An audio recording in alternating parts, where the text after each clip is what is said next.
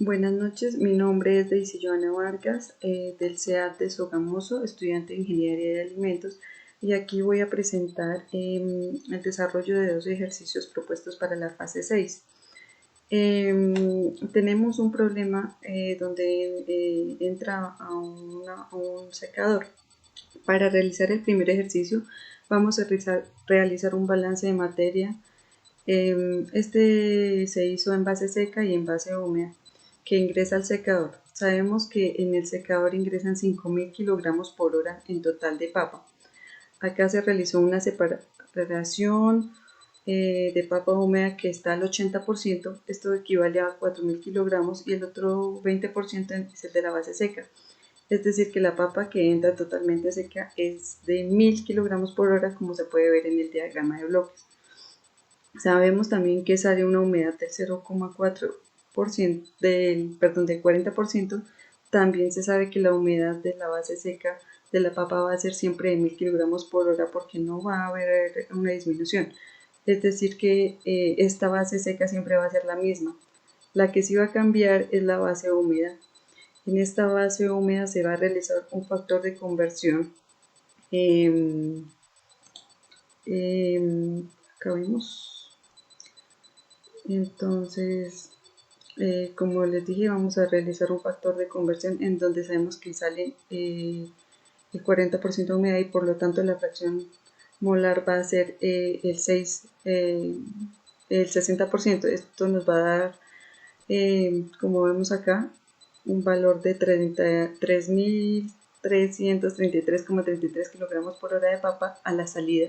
Para calcular su peso de kilogramo por hora de la papa total húmeda y seca, se hace una sumatoria de las bases húmedas de la base seca, que ya los conocemos.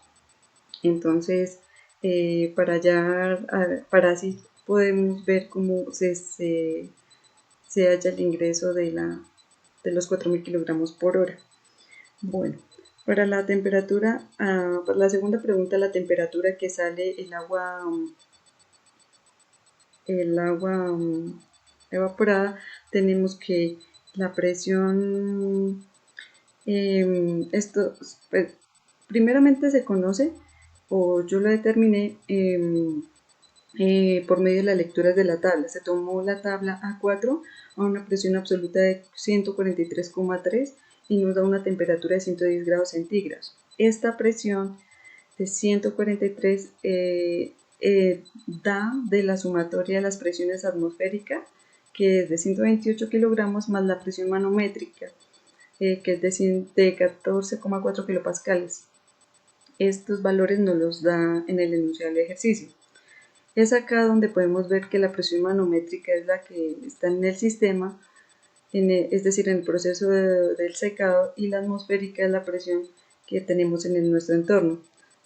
También se puede realizar por medio, este dato también lo podemos calcular por medio de una interpolación con los datos suministrados, y basándonos en los valores de la tabla A5, como se muestran acá en el ejercicio, en la foto de los ejercicios. Bueno, acá pasamos a la siguiente pregunta, que es ¿qué pide hallar el calor requerido para calentar la papa hasta la temperatura de evaporación?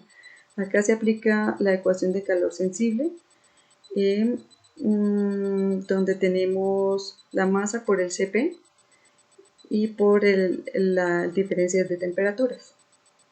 Entonces, bueno, acá nos da el resultado.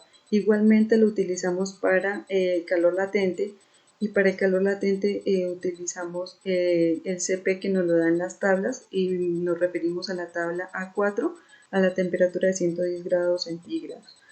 Y para hallar el calor total, entonces simplemente se hace la sumatoria del calor sensible más el calor latente, dándonos como resultado 76.300, el resultado que encontramos acá en kilojoules.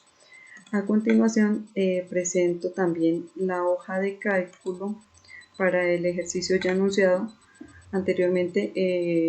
Nos registro acá los valores que dieron como resultado, que ya los expliqué.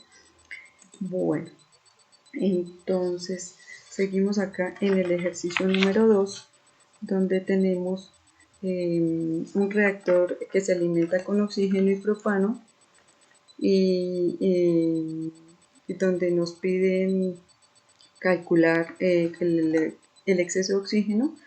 Entonces, para calcular este exceso de oxígeno tenemos que con un mol de propano nos da 3 moles de CO2 y el enunciado dice que son 21 moles. Entonces, multiplicamos 21 por 5 de CO2 y lo dividimos en 3. Aplicando esta operación nos da 35 moles de oxígeno y reaccionaron en la operación más las 40 que salen según el enunciado. Estos se suman estas dos y nos da un total que tenemos acá de 75 moles. Y por lo tanto el porcentaje de oxígeno, el porcentaje de exceso del oxígeno va a ser de 40 moles multiplicado por el 100% y dividido por los 75 moles, que nos da un total de 53,33%. Bueno, en la segunda pregunta que nos dice cuántos moles de propano se alimentaron en el reactor, el enunciado dice que tenemos 21 moles. Salieron de la reacción, entonces se divide 21 moles en 3 y esto nos da 7 moles, como dice el enunciado, que era el 70%. Entonces estos 7 moles se multiplican por 100 y se dividen en el 70%. Y nos da como resultado 10 moles. Es decir, que se alimentaron 10 moles de propano y reaccionaron 7, por lo tanto hay 3 moles que no reaccionaron. Bueno, seguimos acá para la tercera pregunta, que nos dice ¿cuál es la composición molar del flujo de salida? Como reaccionaron 7 moles, entonces 7 moles de propano, estos se multiplicaron por 4 y nos da 28. La composición molar del flujo de salida del CO2 es igual a los moles de CO2 divididos en los moles totales. Estos se suman todos las moles y se divide por cada mol de cada componente, de cada compuesto, y se tiene que el CO2, y decimos que esta composición molar de flujo de salida del CO2 es igual a 21 dividido en la sumatoria de los componentes 21 más 28 más 40 más 3 moles, es decir que nos da un total de 92 moles y esta división nos da como resultado el 0,23 moles de oxígeno y se hace el mismo proceso para el agua, para el oxígeno y para el propano, dándonos como resultado los datos que tenemos acá. Esta es la explicación de los ejercicios. Muchísimas gracias.